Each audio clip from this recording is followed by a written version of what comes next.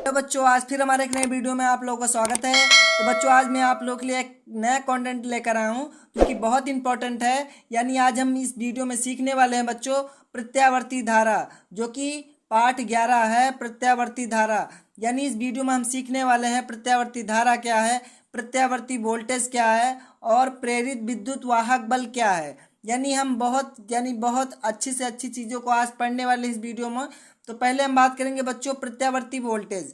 प्रत्यावर्ती वोल्टेज क्या होता है? प्रत्यावर्ती वोल्टेज होता है जब किसी कुंडली को चुंबकीय क्षेत्र में, बच्चों कोई चुंबकीय क्षेत्र है, अभी मैं आपको डेरिवेशन के माध्यम से समझाऊंगा। यानी जब किसी कुंडली को चुंबकीय क्षेत्र में घुमाया जाता है तो कुंडली में फ्लक्स परिवर्तन होता है।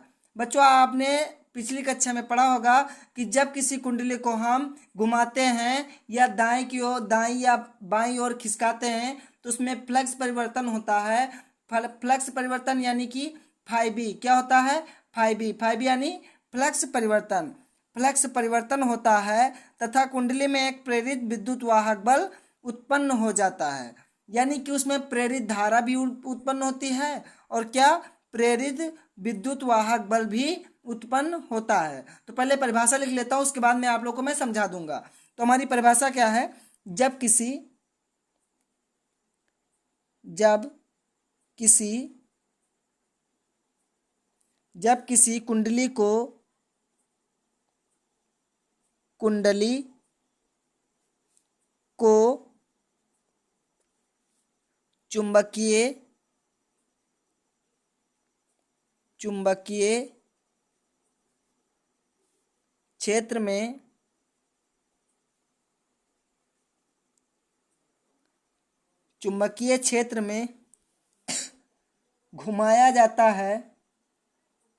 चुंबकीय क्षेत्र में घुमाया जाता है तो कुंडली में फ्लक्स परिवर्तन होता है। तो कुंडली में फ्लक्स परिवर्तन होता है।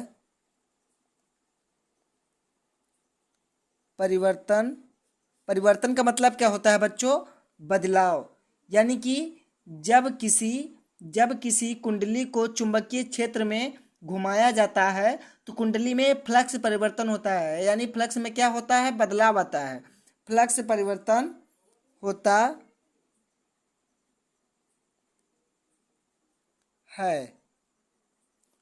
है तथा कुंडली में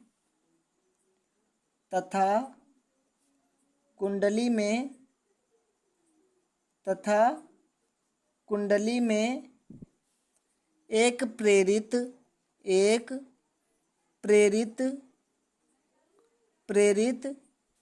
विद्युत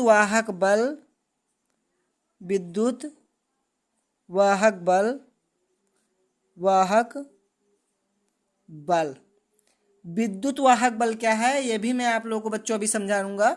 विद्युत वाहक बल उत्पन्न हो जाता है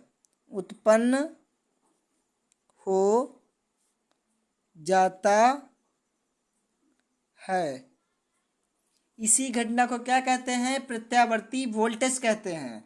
तो बच्चों पहले मैं चित्र बना लेता हूं, उसके बाद में आप लोगों को मैं बिल्कुल एक ट्रिक के माध्यम से समझाऊंगा जो कि आपको बिल्कुल आसानी तरीके से समझ में आ जाएगा। तो जैसा कि हम पहले बना लेते हैं चुंबकीय क्षेत्र बना लेते हैं। ये बच्चों चुंबकीय क्षेत्र है। चुंबकीय क्षेत्र है। हमने क्या किया कि इसमें एक क्या फ्लक्स, यानी जैसा कि परिभाषा के अनुसार हम बनाए, जब किसी कुंडली को चुंबकीय क्षेत्र में घुमाया जाता है तो कुंडली में फ्लक्स, जैसा कि यहाँ पर एक फ्लक्स यहाँ पर बना लेता हूँ मैं। एक कोई वस्तु है,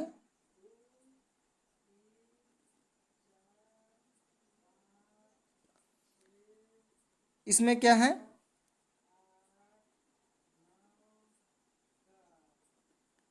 फ्लक्स परिवर्तन होता है। यानी कि ये हो जाएगा प्लस सिरा, अभी मैं आप लोगों को मैं समझाऊंगा। ये हो गया माइनस सिरा और यहाँ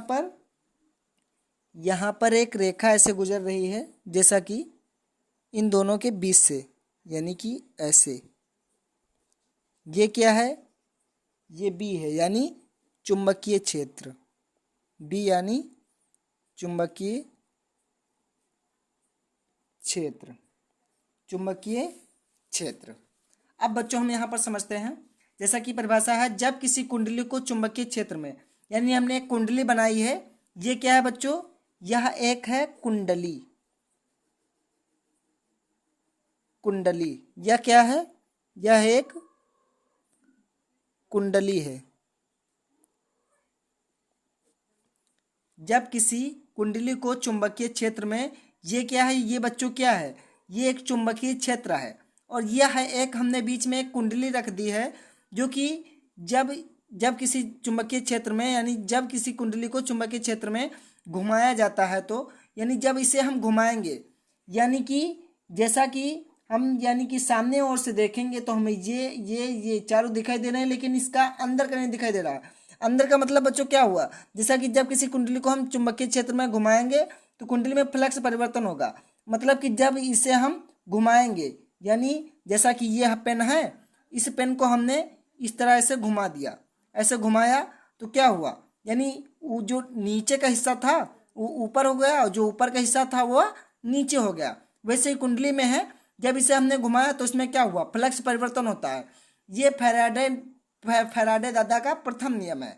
बच्चों आप समझ लीजिए, जो फैराडे वैज्ञानिक हैं, उनका ये प्रथम नियम है। जब किसी चुंबकीय, यानी जब किसी कुंडली को हम घुमाएंगे तो क्या होगा? उसमें यानी फ्लक्स परिवर्तन होगा तो क्या होगा? यानी प्रेरित विद्युत वाहक बल और प्रेरित धारा उत्पन्न होंगे। ये होता है क्या? फैराडे का प्रथम नियम बच्चों, फैराडे का प्रथम नियम। जब किसी कुंडली को चुंबकीय क्षेत्र में घुमाया जाता है तो कुंडली में फ्लक्स परिवर्तन होता है, तथा कुंडली में एक प्रेरित विद्युत वाहक बल उत्पन्न होता है। क्या होता है? प्रेरित विद्युत वाहक बल भी उत्पन्न होता है। प्रेरित विद्युत वाहक बल क्या है बच्चों? अब यहाँ पर हम डेरिवेशन के माध्यम से समझेंगे कि यहाँ पर इसका सूत्र क्या होता है। सूत्र होता है, जैसा कि आपने पढ़ा होगा, सूत्र है फाई बी बराबर बी डॉट ए। यानी हमने ये सूत्र लिखा है बच्चों, ये आपने पढ़ा होगा। फाई बी का मतलब होता है, फाई बी का मतलब होता है फ्लक्स परिवर्तन। क्या होता है? फ्लक्स परिवर्तन होता है। फाई बी बराबर बी इंटू ए। बी यहाँ पर क्या है? बी यहाँ पर चुंबकीय क्षेत्र है, और चुंबकीय क्षेत्र नहीं, ए क्या है? ए एरिया है। एरिया मतलब क्षेत्रफल। क्या होता है बच्चों? क्षेत्रफल होता है। अब जब यहाँ पर हमने डैश लगाया है, यानी यह क्या है? यह एक सदिश राशि है। यह क्या है? सदिश राशि है। ऊपर का निशान क्या दर्शाता है? कि यह एक सदिश राशि है, यानी फाई बी बराबर बी इंटू ए। अब यहाँ पर बी डॉट ए। अब यहाँ पर देखेंगे हम, जैसा कि यह ये निशान को हटाएंगे बच्चों, तो इस निशान के हटते ही क्या आ जाता है? कॉस थीटा आ जाता है। क्या आ जाता है बच्चों? कॉस थीटा आ जाता है। यानी फाई बी बराबर B dot A cos theta. Cos theta, ये हो गया सूत्र जो आपने पिछली कक्षा में पढ़ा होगा। फाई बी बराबर B dot A cos theta. Cos theta क्या है? अभी मैं आप लोगों को, जैसा कि हम कोई मान लेते हैं, माना एन फेरों वाली एक आयताकार कुंडली है, जैसा कि हमने यहाँ पर बनाया है। एन आयताकार वाली कुंडली की, यानी कि एन आयताकार फेरों वाली एक कुंडली है। कुंडली चुंबकीय क्षेत्र में बी में घूम रही है, चुंबकीय क्षेत्र में घूम रही है बच्चों। जैसा कि यहाँ पर क्या है? यह एक चुंबकीय क्षेत्र है, यह चुंबकीय क्षेत्र, इसमें क्या कुंडली घूम रही है। कुंडली यानी बी में घूम रही है। कुंडली टी समय में थीटा कोण घूम जाती है। जैसा कि अभी यहाँ पर हमने साइन के बारे में पढ़ा होगा, तो साइन के बारे में बहुत बच्चे नहीं जानते हैं। जैसा कि होता है साइन 90, साइन 30, साइन 45, इनका मान भी होता है। इनका मान कई बच्चे नहीं जानते, तो मैंने एक वीडियो में बनाया है जो कि मैथ से है, उसमें हमने बताया है कि साइन और कॉस का यहाँ पर मान कितना होता है। साइन 60, साइन 30, साइन 45, ट्रिक के माध्यम से। तो यहाँ पर जैसा कि कुंडली को हम घुमाएंगे, यदि घुमाएंगे तो कोई कोण बनता है। जैसा कि यह एक पेन है, यह एक पेन है, और पेन को हमने ऐसे रखा है, ऐसे रखा है। तो यह क्या बताता है? पेन क्या है? बिल्कुल एक 90 अंश का कोण यहाँ पर बना रहा है। और यदि हम इसे घुमा देंगे, हल्का सा घुमाएंगे, तो क्या हो जाएगा? यह 90 से थोड़ा कम हो जाएगा, 90 से कम हो जाएगा, यानी 45 अंश। तो यही क्या बताता है कुंडली में, यानी कि यहाँ पर समय समय टी समय में थीटा कोण घूम जाती है। कुंडली का कोणीय वेग, यानी कोणीय वेग ओमेगा, ओमेगा आपने नाम सुना होगा। ओमेगा, ओमेगा को क्या कहते हैं? कोणीय वेग कहते हैं बच्चों, ओमेगा को कोणीय वेग कहते हैं। तब थीटा बराबर ओमेगा टी माना किसी क्षण कुंडली के तल के क्षेत्रफल ए डैश तथा चुंबकीय क्षेत्र के बीच बना कोण थीटा है, तब उस क्षण कुंडली में गुजरने वाला चुंबकीय फ्लक्स क्या होगा। अब यहाँ पर देखते हैं बच्चों, कॉस थीटा, जैसा कि हमने अभी बताया, कॉस थीटा क्या है? कॉस थीटा है कोणीय वेग। क्या है? कोणीय वेग है, कोणीय वेग। कॉस थीटा क्या है बच्चों? कोणीय वेग है। कोणीय वेग को किससे लिखते हैं? ओमेगा टी से लिखते हैं। किससे लिखते हैं? यह है ओमेगा टी, यानी इसे कहते हैं हम ओमेगा टी। यानी अब हम कॉस थीटा की जगह बच्चों ओमेगा टी लिख सकते हैं। तो यहाँ पर लिखेंगे फाई बी बराबर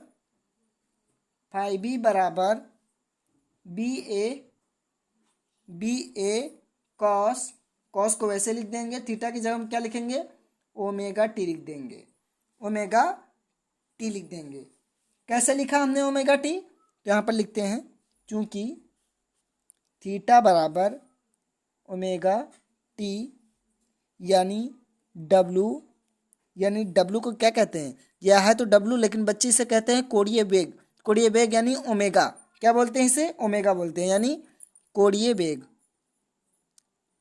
कोणीय वेग। हमने लिखा है फाई बी बराबर B A cos omega T.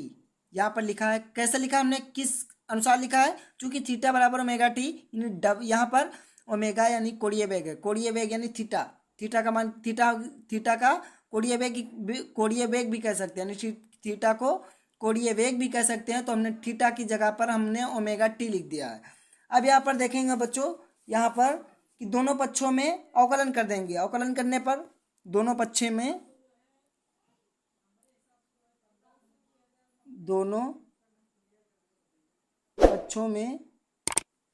अवकलन करने पर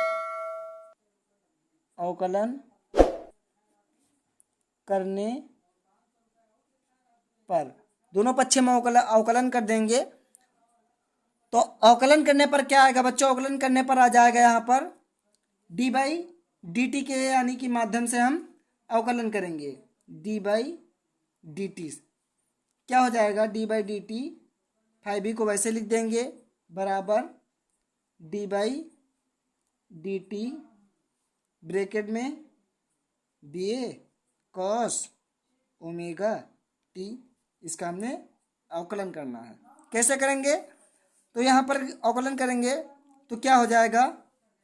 यहाँ पर हो जाएगा हमारा डी फाई बी बटे डी टी बराबर माइनस का बी ए ओमेगा साइन ओमेगा टी। अब क्या हो जाएगा? चूंकि ई बराबर माइनस डी फाई बी अपान डी टी, यानी डी फाई डी टी। यहीं पर आ गया बच्चों हमारा सूत्र। यानी कि अब इसे हम क्या लिख सकते हैं? अब इसे हम कई माध्यम से लिख सकते हैं। हम इसे लिख सकते हैं, यहाँ पर हम इसे क्या लिख सकते हैं बच्चों? इसे लिख सकते हैं ई बराबर E naught sine omega T. ये हो गया हमारा पहला विद्युत यानी प्रेरित विद्युत वाहक बल। यह क्या है? प्रेरित विद्युत वाहक बल, प्रेरित विद्युत वाहक बल।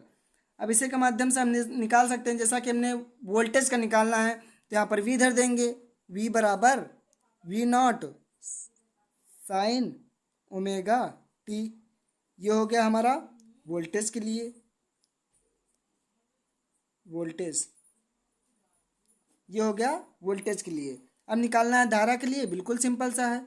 यहाँ पर आई धर देंगे, आई बराबर I naught sine omega T याद रख देंगे।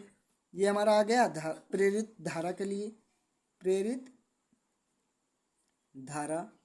अब यहाँ पर देखेंगे बच्चों, आपको समझ में यहाँ पर आया नहीं होगा, क्योंकि हमने यहाँ पर ई बराबर E naught sine omega T लिख दिया, वी बराबर V naught sine omega T, और यहाँ पर आई बराबर I naught sine omega T. अब समझेंगे ई यहाँ पर क्या है, ई क्या दर्शाता है, ई दर्शाता है प्रेरित विद्युत वाहक बल को। किसको दर्शाता है, प्रेरित विद्युत वाहक बल को। यानी प्रेरित विद्युत वाहक बल का हमें सूत्र निकालना है। कैसे निकालेंगे, तो ई बराबर यानी प्रेरित विद्युत वाहक बल बराबर ई नॉट। ई नॉट का मतलब होता है बच्चों यहाँ पर प्रेरित विद्युत वाहक बल का उच्चतम मान। क्या होता है, प्रेरित विद्युत वाहक बल का उच्चतम मान होता है। इसीलिए हम लिखते हैं इसे, जैसा कि आपने पढ़ा होगा म्यू नॉट या आई नॉट, जैसा कि हमने यहाँ पर लिखा है, तो यहाँ पर इसे लिख सकते हैं आई नॉट, यानी नॉट का मतलब होता है उच्चतम मान। क्या होता है बच्चों, उच्चतम मान, यानी E naught sine omega t. Sine omega t, omega t का मतलब क्या होता है बच्चों, अभी हमने बताया है कि ओमेगा टी यहाँ पर जैसा कि हमने लिखा था कि ओमेगा टी यहाँ पर कोणीय वेग है, यानी थीटा बराबर कोणीय वेग है, तो हमने यहाँ पर साइन की जगह पे हमने यानी साइन ओमेगा टी रख दिया। अब हमें जैसे वोल्टेज से निकालना है, तो यदि आप एक निकाल लेंगे तो दूसरा भी वैसे बन जाएगा। तो यहाँ पर आपको वी लिख देना है, वी बराबर यहाँ पर वी नॉट कर देना है, साइन ओमेगा टी वैसे लिख देना है। फिर यहाँ पर आपको प्रेरित धारा के लिए निकालना है, तो प्रेरित धारा के लिए सूत्र क्या होगा, आई बराबर I naught sine omega T, यहाँ पर इतना लिख देना आपको। यह क्या हो जाएगा, प्रेरित धारा के लिए हो जाएगा। तो यहाँ पर आपको समझना होगा कि प्रत्यावर्ती वोल्टेज क्या है। अब हम बात करेंगे यहाँ पर दूसरा है बच्चों, दूसरा है जो कि बहुत ही इंपॉर्टेंट है बच्चों। दूसरा हमारा है प्रत्यावर्ती धारा का आवर्तकाल तथा आवर्ती।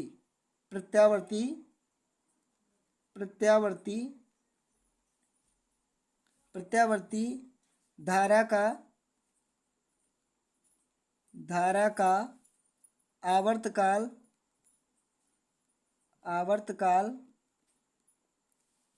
तथा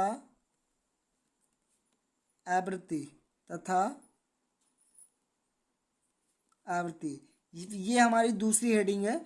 दूसरी हेडिंग क्या है बच्चों, दूसरी हेडिंग है प्रत्यावर्ती धारा का आवर्तकाल तथा आवृत्ति।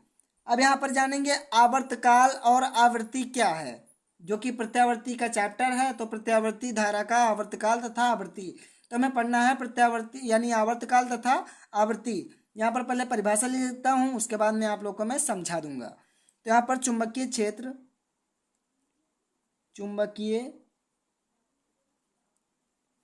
क्षेत्र में घूमती हुई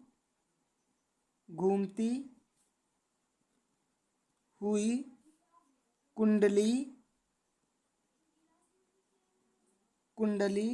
के कारण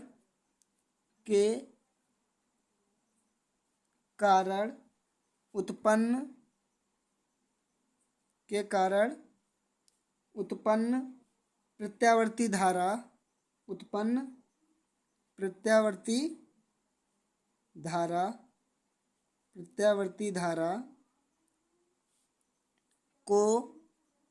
प्रत्यावर्ती धारा को अपनी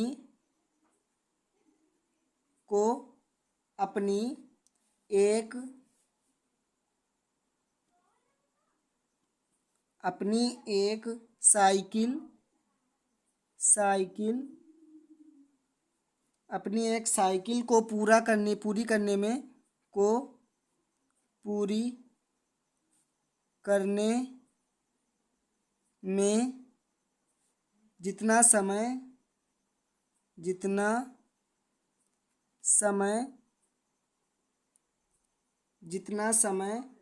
लगता है उसे क्या बोलते हैं, उसे बोलते हैं प्रत्यावर्ती धारा का आवर्तकाल तथा आवृत्ति। यानी कि परिभाषा क्या है बच्चों, हमारी परिभाषा है यहाँ पर जैसा कि हमने यहाँ पर चुंबकीय क्षेत्र बनाया है। चुंबकीय क्षेत्र में हमने एक कुंडली यहाँ पर रख दी है, तो चुंबकीय क्षेत्र में घूमती हुई कुंडली, इसी के माध्यम से समझेंगे चित्र के। जैसा कि यहाँ पर चुंबकीय क्षेत्र है, ये क्या है बच्चों, ये चारों तरफ है चुंबकीय क्षेत्र, यह उसमें हमने एक कुंडली धर दी है। अब कुंडली के यानी कुंडली घूमती हुई कुंडली है। अब यह घूम रही, यह बराबर क्या है बच्चों, जैसा कि पेन है तो पेन यह क्या है, यानी पेन यह इस तरह यानी इस तरह या घूम रहा है, यानी कुंडली भी वैसे ही घूम रही है। कुंडली के कारण जो घूम रही है यानी कुंडली के कारण उत्पन्न प्रत्यावर्ती धारा। अब ये क्या होगा, जब कुंडली घूमेगी तो उसमें फ्लक्स परिवर्तन होगा। फ्लक्स परिवर्तन होगा तो उसमें क्या होगा कि प्रेरित धारा और प्रेरित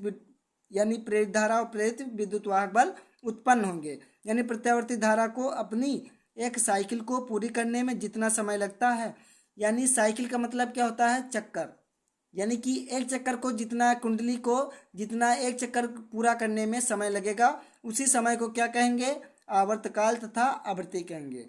ये हो गई बच्चों हमारी परिभाषा। अब इसका सूत्र क्या होता है, इसका सूत्र देख लेते हैं। इसका सूत्र होता है T बराबर यानी आवर्तकाल बराबर 2 पाई बटे ओमेगा। यह होता है प्रत्यावर्ती धारा का आवर्तकाल तथा आवृत्ति का सूत्र। हमने सूत्र कैसे लिखा बच्चों, ये भी मैं आपको लोग समझा दूंगा। यानी टी यहाँ पर क्या है, टी यहाँ पर आवर्तकाल है। और जैसा कि हमने बताया है कि कोई साइकिल है, अब साइकिल घूम रही है गोल गोल घूम रही है, यानी गोल गोल क्या है, यानी गोल में घूम रही है। यह एक गोल एक वृत्त है। वृत्त की परिधि क्या होती है, 2 पाई आर होती है। क्या होती है, 2 पाई आर। अब क्या है, अब कुंडली घूम रही है। अब कुंडली घूमेगी तो पूरा चक्कर तो लगाएगी नहीं, क्योंकि आधा चक्कर लगाएगी। तो आधे चक्कर के लिए क्या लिखेंगे हम, यानी 2 पाई आर लिखते हैं तो हम 2 पाई लिखेंगे। क्या लिखेंगे, 2 पाई, यानी आवर्तकाल बराबर 2 पाई। यहाँ पर चक्कर लगा रहा है, कौन चक्कर लगा रहा है बच्चों, साइकिल। यानी 2 पाई का मतलब है आधा चक्कर लगाई है साइकिल। अब यहाँ पर कितना कोण बन रहा है, अब कोण भी देखेंगे। जैसा कि यह जैसे घूम रहा है, ये क्या है, कुंडली है। अब जैसा कि पहले 90 अंश था, अब ये सीधा क्या है, 90 अंश कोण है। अब यह घूमेगी तो यहाँ पर कोण भी उतना ही बनेगा।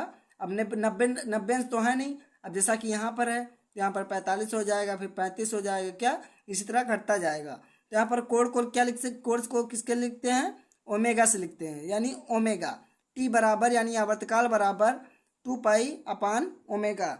ये हो जाएगा प्रत्यावर्ती धारा का आवर्तकाल तथा आवृत्ति का सूत्र। अब यहाँ पर परिभाषा क्या एक बार और रिवीजन कर लेते हैं बच्चों। चुंबकीय क्षेत्र में घूमती हुई कुंडली के कारण उत्पन्न प्रत्यावर्ती धारा को अपनी एक साइकिल को पूरी करने में जितना समय लगता है, उसे ही क्या कहते हैं, प्रत्यावर्ती धारा का आवर्तकाल तथा आवृत्ति कहते हैं। तो आए बच्चों कि आप लोगों को समझ में होगा कि प्रत्यावर्ती वोल्टेज और प्रत्यावर्ती धारा का आवर्तकाल तथा आवृत्ति क्या है। और डेरिवेशन जैसा कि मैंने बच्चों यहाँ पर आप लोगों को समझाया है, यह डेरिवेशन बहुत ही महत्वपूर्ण है। यदि बोर्ड पेपर में आप लोगों को आ जाता है तो आप डेरिवेशन कर दीजिए और थ्योरी ना लिखकर आपको न्यूमेरिकल लगा दीजिए, तो आपके नंबर पक्के हो जाएंगे। तो बच्चों आज के लिए इतना ही, मिलते हैं अगली वीडियो में। तब तक के लिए जय हिंद, वंदे मातरम।